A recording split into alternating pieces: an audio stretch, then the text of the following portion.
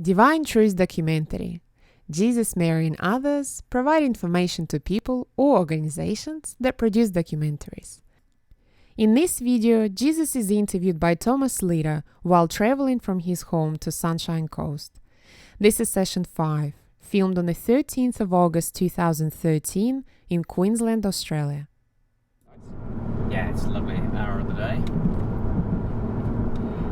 So, with regard to genetic anomalies such as Down syndrome, all of them can be corrected, but it involves reversing the process that's happened, usually over hundreds, if not thousands of years in family trees.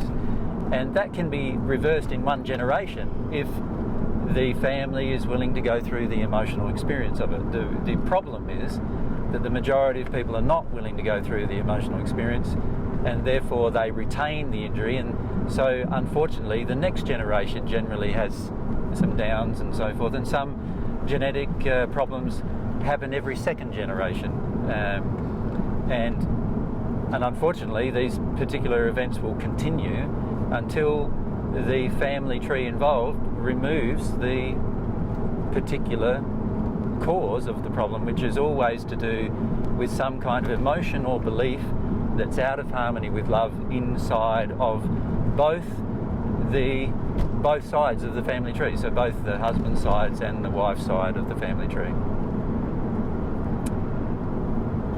So is it possible for the person who has Down syndrome to correct or to change that chromosome? It is certainly possible, but it is much more difficult if they don't have the assistance of their parents doing it for them, because the problem with a person who's Downs is there's usually many times there is some kind of intellectual lack of awareness of the problem, and because of that it's unlikely that the person will engage the laws involved that would encourage the correction. So they really do need the assistance of the parents.